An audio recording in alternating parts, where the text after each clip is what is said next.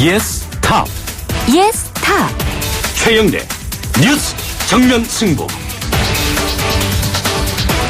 무더운 월요일 하루 잘 보내고 계십니까? YTN 뉴스 FM 뉴스 정면 승부 최영일입니다. 여러분 지금 제 말이요 멍멍 꿀꿀 소리로 들리진 않으십니까? 만약 그렇다면 여러분은 1%에 속할지도 모릅니다. 라고 농담을 하기엔 이 심각성이 좀 커 보입니다. 발언의 당사자인 나향욱 교육부 정책기획관, 국회 교문위에 출석해서 국민께 깊은 상처 드린 점 사죄한다 입장을 밝혔지만 분노는 쉽게 사그러질 것으로 보이지 않습니다. 뿐만 아니고요. 사드 배치 방침을 발표하던 날 백화점에서 양복 쇼핑을 했다는 이 주무장관 문제도 도마 위에 올랐는데 과연 이 국무조정실장의 말처럼 개인적 일탈로 볼 수 있을지 이래저래 불쾌지수 높은 하루입니다. 뉴스 정면 승부 오늘 2부에서는요. 사드 배치 결정 이후 한중 관계를 진단해 보겠습니다. 지금 우리 경제계는 중국의 경제 보복을 걱정하고 있고 이 사드 배치에 따른 동북아 신냉전 체제를 우려하는 목소리도 나오고 있는데요. 어떻게 봐야 할지 중국 현지를 연결해서 전문가 의견 들어보겠습니다. 뉴스 정면 승부 지금 시작합니다.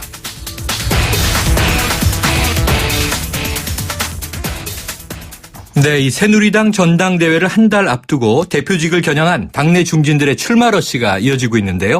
이 새누리당 당대표 경선에 대한 관심은 서청원 의원이 친박계의 대표주자로 출마할지 또 이 서 의원에 대한 대항마로 비박계 나경원 의원이 출사표를 던질지 이 문제로 모아지고 있습니다. YTN 추은호 해설위원과 함께 짚어보도록 합니다. 안녕하세요. 예, 안녕하십니까. 자, 서청원 의원이 그동안 대표 경선 출마 여부를 두고 장고를 하고 있는 건 뭐 잘 알려져 있는데요. 그렇죠. 자, 당권 경쟁에 뛰어들 것으로 보세요? 저는 개인적으로 서청원 의원이 출마할 것으로 보입니다. 네. 예, 그동안 고심 많이 했던 것도 사실이고요. 네. 서청원 의원은 개인적인 정치적 목표가 국회의장이 되는 거였죠. 네. 그렇지만은 지난 전반기 국회의장은 물론 본인이 포기를 하면서 후반기를 노리는 것 아니냐 뭐 이런 그 분석이 있었고 아마 본인도 후반기 국회의장을 염두에 두고 있었을 겁니다. 네. 하지만 만약에 새누리당 대표가 되게 되면은 그것도 변화 가능성이 생기니까 네. 그 개인적인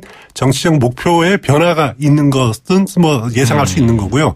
또 지금 친박계 후보들이 여러 명이 나오고 있지 않습니까? 그렇죠. 교통 정리는 안 되고 있고 네. 그런 상황에서 과연 득표력이 어느 정도가 될까 이런 현실적인 고민도 하고 있을 거고요. 그래서 며칠 동안 이제 불면의 밤을 보내지 않을까라는 생각이 드는데 네. 최근 기류를 보면은 출마 쪽으로 기울고 있는 것이다. 출마 선언까지는 시간만 보고 있는 것 아니냐 이런 생각이 됩니다. 네. 새로 출범되는 새누리당 지도부는 단일성 집단 지도 체제죠. 그래서 됐죠. 대표의 권한이 굉장히 강화된 상태거든요.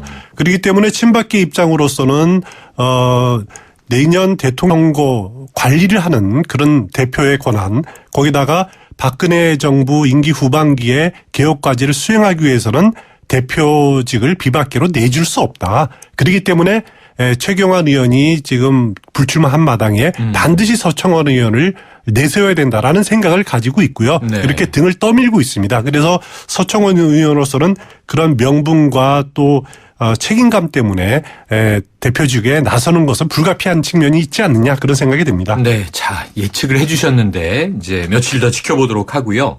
이 말씀하신 대로 당초 친박계가 최경환 의원을 밀다가 불출마 선언 나오지 않았습니까? 그렇죠.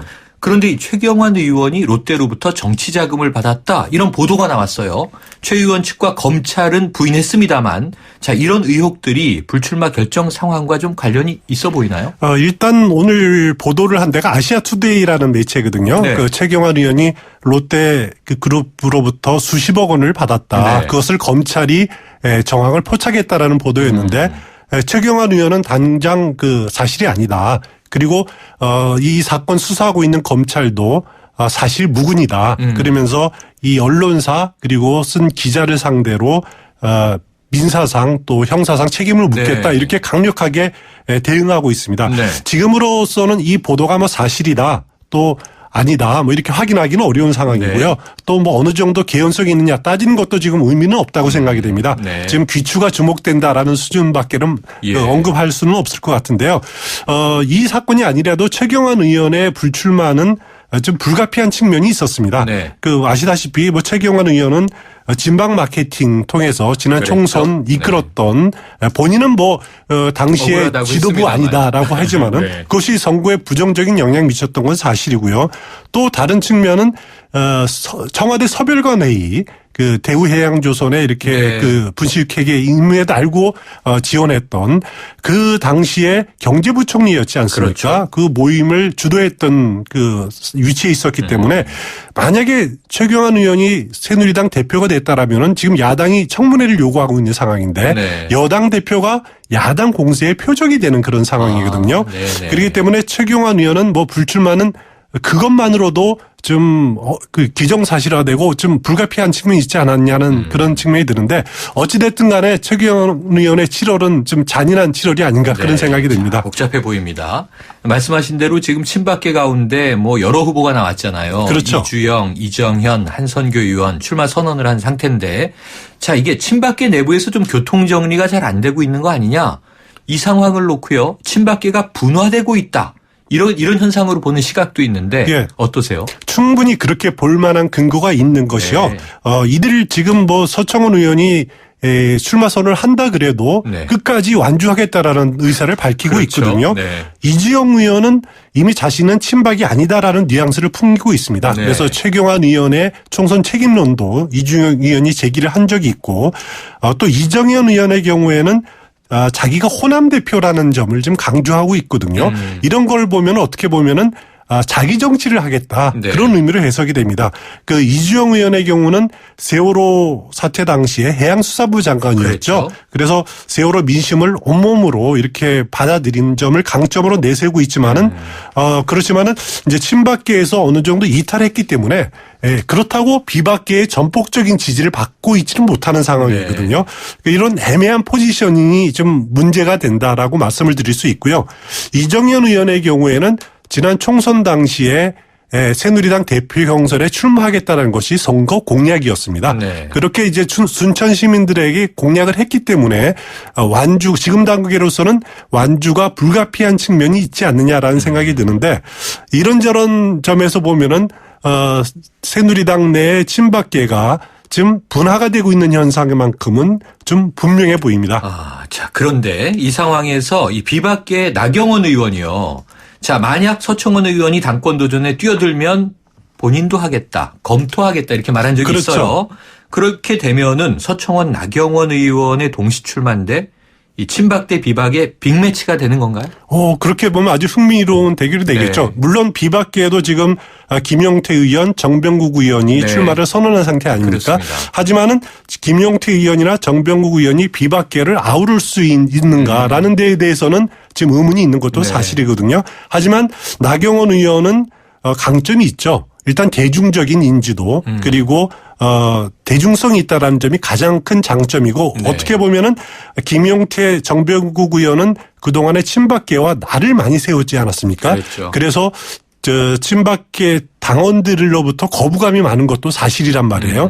하지만 나경원 의원은 그렇게 강한 날을 세우지는 않았다는 네. 거죠. 그래서 나름대로 득표력이 있기 때문에 나경원 의원이 만약에 출마를 선언한다면은 서청원 의원과 더불어서 정말 빅매치 관록대 폐기의 대결이 이루어질 가능성이 상당히 높습니다. 네. 하지만은 아직도 비박계도 마찬가지입니다. 친박계처럼 이들의 교통정리가 어떻게 될지 그것도 네. 지켜봐야 될 대목입니다. 이게 한 달 채 안 남았는데 복잡해지고 있습니다. 결국 새누리당의 이 미션은 전당대회를 통해서 계파 갈등을 극복해야 되는 거잖아요. 그렇습니다. 그런데 지금 친박 대 비박계 대결 구도를 계속 우리가 예측하고 있다 보니까 누가 대표직에 올라도 이 후유증이 남는 거 아닙니까? 후유증은 어느 정도는 있을 겁니다. 네.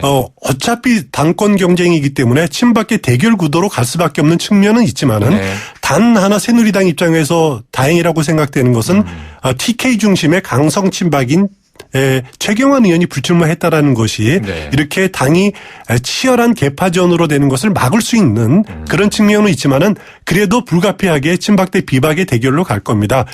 그렇지만 남아있는 과제가 문제죠. 만약에 친박이 계속 무리수를 네. 한다면은 무리한 수를 둔다면은 또 비박계 후보가 누가 될지 모르겠지만은 계속 상처 내기를 한다라면은 네.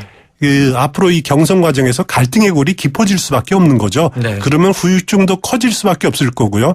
그렇다고 뭐 당이 당장 뭐 쪼개지는 건 아니겠지만은 그 단초가 마련될 수 있다는 점에서 귀추가 주목되지 않을 수가 없습니다. 네, 점점 8월 9일은 다가오고 있습니다. 오늘 소식 감사합니다. 감사합니다. 지금까지 추은호 YTN 해설위원이었습니다. 크리네어 테크. 크리네어 테크 집중기. 주물 작업, 연마 작업, 페인트 작업. 분진가스 냄새 연기 작업장 분진. 이 세상에 못 없애는 분진이 어딨어. 크리네어 테크 집중기가 다 잡아줍니다. 예! 크리네어 테크. 크리네어 테크 집중기. 이게 헝그리 정신이야. 너 배고파? 나 롯데리아. 인터넷 참 켜. 롯데리아 홈서비스 검색해. 앱 다운받아. 2번 받아. 전화 걸어. 1600-9999. 매월 마지막 주 금요일은 롯데리아 홈서비스 데이. 이벤트 막 무대뽀로 터져. 안 시키면 배반이야. 롯데리아. 네, 1부는 여기까지고요. 2부로 돌아오겠습니다.